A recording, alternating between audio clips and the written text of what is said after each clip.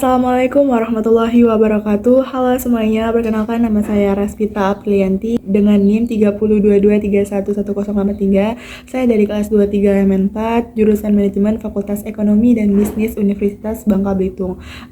Video ini saya buat sebagai pemenuhan tugas mata kuliah Manajemen Keuangan dengan dosen pengampu Ibu Wila Fatika Sari SCMM. Di sini saya menganalisis laporan keuangan pada perusahaan PT Wijaya Karya Bangunan Gedung TBK pada tahun 2020, 2021, dan 2022. PT Wijaya Karya Bangunan Gedung TBK dengan kode perusahaan WG dengan alamat kantor Gedung Wika lantai 8 sampai 10 Jalan Daerah Istimewa Pacitan Kaf 9 Jakarta 13340 Indonesia dengan bidang usaha jasa konstruksi bangunan gedung, industri modular, investasi dan konsesi. Sektor perusahaan, infrastruktur, subsektor perusahaan, konstruksi bangunan. Visi perusahaan menjadi partner pilihan dalam menciptakan ruang atau space untuk kehidupan manusia lebih baik. Misi perusahaan, produk dan jasa yang berkualitas, peduli terhadap kehidupan, engagement bagi pemangku kepentingan utama, tata kelola perusahaan dan praktek etika bisnis, inovasi untuk meningkatkan pertumbuhan dan penciptaan nilai. Berdiri pada 24 Oktober 2008, WG memulai usaha di bidang konstruksi bangunan, gedung, dan memiliki reputasi sebagai perusahaan konstruksi terdepan di Indonesia. Oke, langsung aja ke analisis rasio-rasio keuangannya. Rasio-rasio keuangan itu ada rasio profitabilitas, rasio likuiditas, rasio leverage, rasio aktivitas, dan rasio pasar. Yang pertama, rasio profitabilitas. Rasio profitabilitas merupakan rasio yang mengukur kemampuan perusahaan untuk menghasilkan laba dari penjualan aset investasi dan ekuitas yang dimiliki. Rasio profitabilitas itu terdiri dari ROA, ROE, dan ROI. ROA, Return on Asset, itu rumusnya laba bersih dibagi dengan total aset dikali 100%. Kemudian ROE, Return on Equity, rumusnya laba bersih dibagi dengan total ekuitas dikali 100%. Kemudian ROI, Return on Investment, itu rumusnya laba bersih dibagi investasi dikali 100%. Berikut saya tampilkan rasio profitabilitas yang telah saya lakukan. Dari ini saya rangkum kemudian dalam bentuk diagram batang. Berikut saya tampilkan.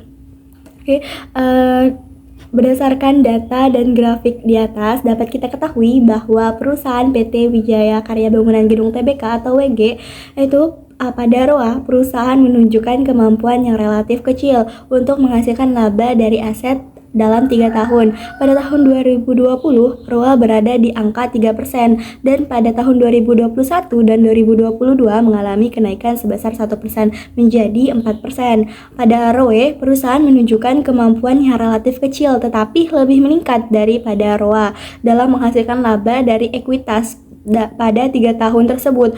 Pada tahun 2020, ROE berada di angka 7% dan pada tahun 2021 dan 2022 mengalami kenaikan sebesar 2% menjadi 9%. Pada ROI, perusahaan menunjukkan kemampuan yang cukup tinggi, lebih meningkat daripada ROA dan ROE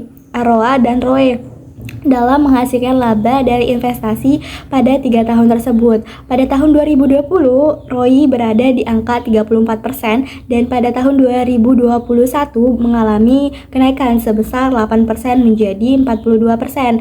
Dan pada tahun 2022, ROI mengalami penurunan sebesar 1% dari tahun 2021 menjadi 41%. Kemudian rasio yang kedua yaitu rasio likuiditas. Rasio likuiditas merupakan rasio yang mengukur kemampuan perusahaan untuk memenuhi kewajiban finansialnya dalam jangka pendek. Rasio likuiditas itu terdiri dari current ratio, quick ratio, dan cash ratio. Yang pertama, current ratio. Rumus current ratio itu aset lancar dibagi dengan kewajiban lancar dikali dengan 100%.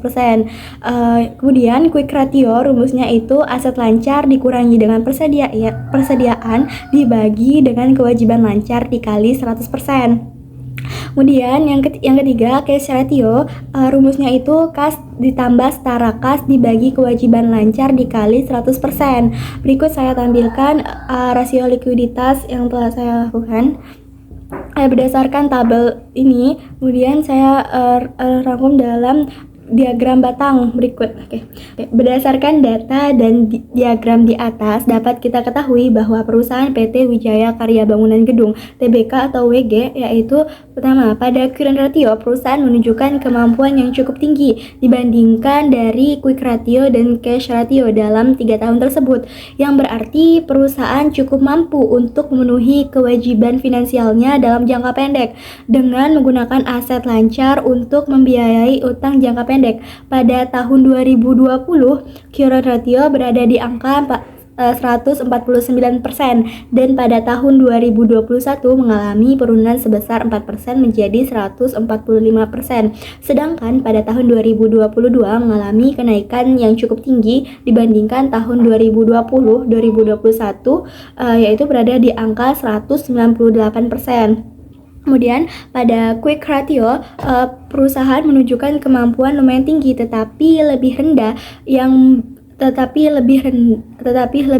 dari current ratio dan lebih tinggi dari cash ratio dalam 3 tahun tersebut, yang berarti perusahaan cukup mampu untuk memenuhi kewajiban finansial perusahaan dalam jangka pendek untuk membiayai utang lancar. Pada tahun 2020, quick ratio berada di angka 137% dan pada tahun 2021 mengalami penurunan sebesar 2% menjadi 135%.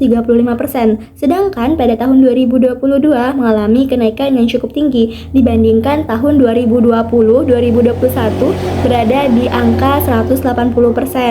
Pada cash ratio, perusahaan menunjukkan kemampuan yang relatif rendah dibandingkan dari current ratio dan quick ratio dalam 3 tahun tersebut, yang berarti perusahaan kurang dalam menggunakan kas dalam pemenuhan kewajiban finansial jangka pendek berupa utang jangka pendek dibandingkan dengan aset lancar. Pada tahun 2020 dan 2021, cash ratio berada di angka yang sama, yaitu 48%, dan pada tahun 2022 mengalami penurunan sebesar 2% menjadi 46%. Yang ketiga, rasio leverage. Rasio leverage merupakan rasio yang membandingkan total utang terhadap aset atau modal perusahaan serta rasio yang digunakan untuk mengukur sejauh mana aktivitas perusahaan dibiayai dengan utang. Rasio leverage itu sendiri terdiri dari debt to asset atau DAR dan debt to equity ratio atau DER. Berikut saya tampilkan rasio leverage yang telah saya lakukan. Setelah itu perhitungan, debt to asset atau DAR memiliki rumus total utang dibagi dengan total aset dikali 100%. Kemudian debt to equity ratio atau DER memiliki rumus total utang dibagi dengan total ekuitas dikali 100%. Berdasarkan tabel tersebut telah saya membuat diagram batang. Berdasarkan data dan diagram di atas, dapat kita ketahui bahwa perusahaan PT Wijaya Karya Bangunan Gedung TBK atau WG, yaitu pada DAR menunjukkan bahwa aset perusahaan yang dibiayai oleh utang pada tahun 2020 sebesar 64%, sedangkan pada tahun 2021 sebesar 60%, berarti mengalami penurunan sebesar 4%, dan pada tahun 2022 sebesar 53%, berarti mengalami penurunan sebesar 7%, yang artinya dalam 3 tahun tersebut aset perusahaan yang dibiayai dengan hutang tiap tahunnya berkurang.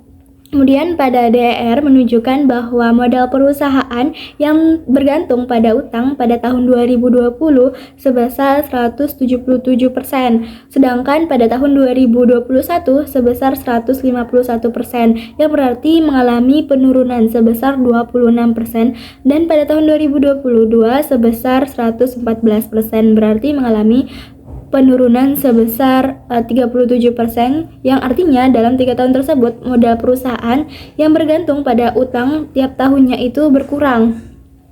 Kemudian yang keempat, rasio aktivitas. Rasio aktivitas itu merupakan rasio yang mengukur kemampuan perusahaan dalam memanfaatkan asetnya dalam menghasilkan pendapatan.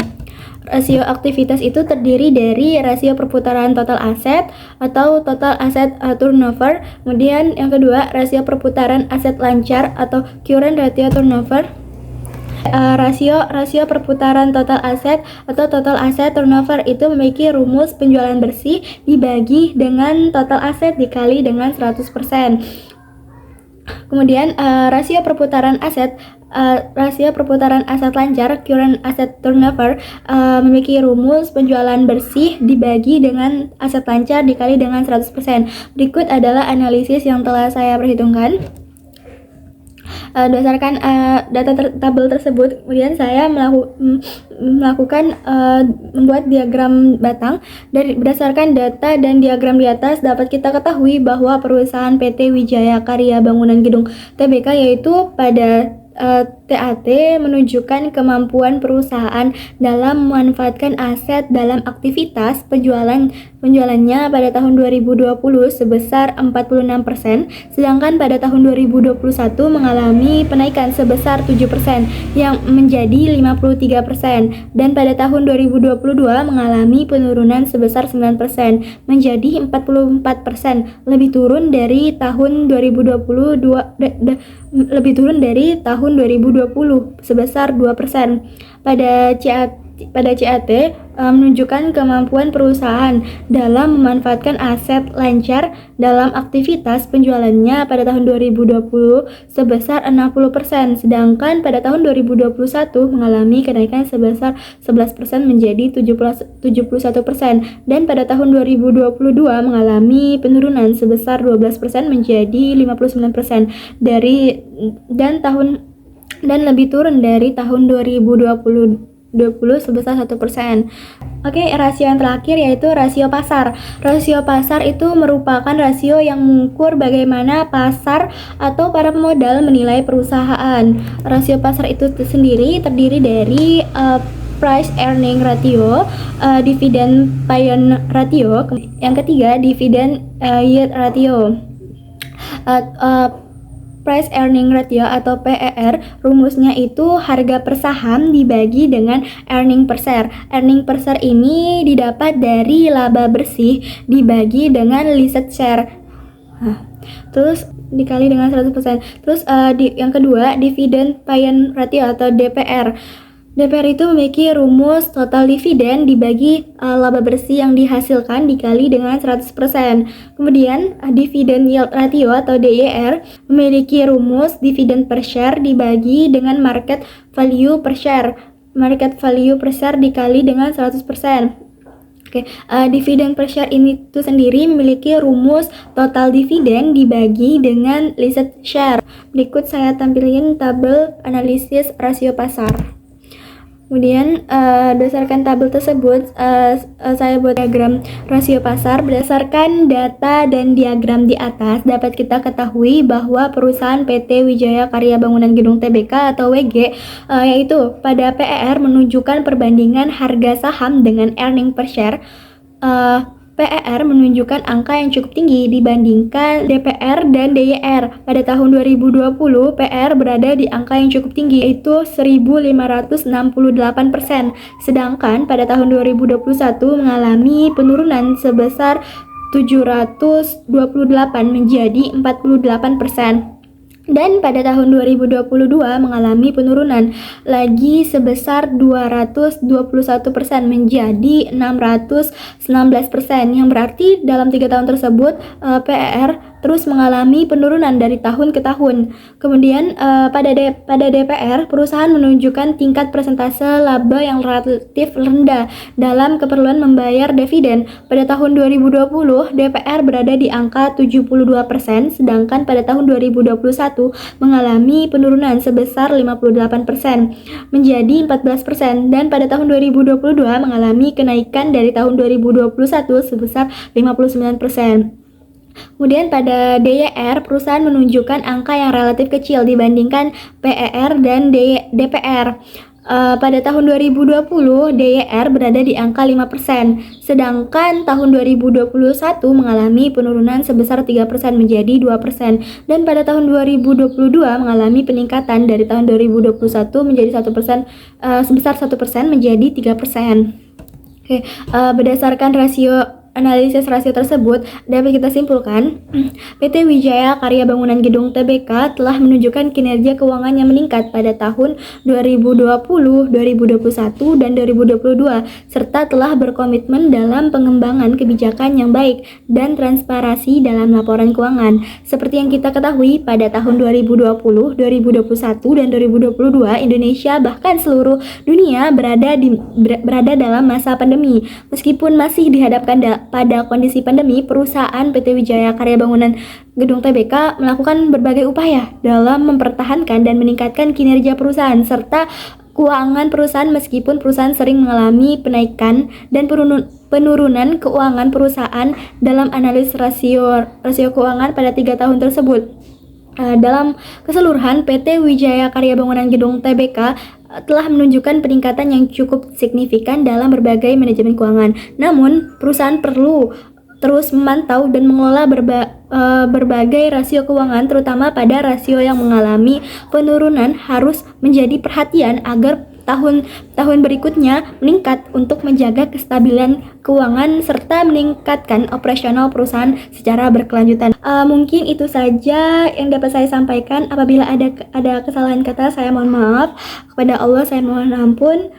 Saya akhiri. Wassalamualaikum warahmatullahi wabarakatuh.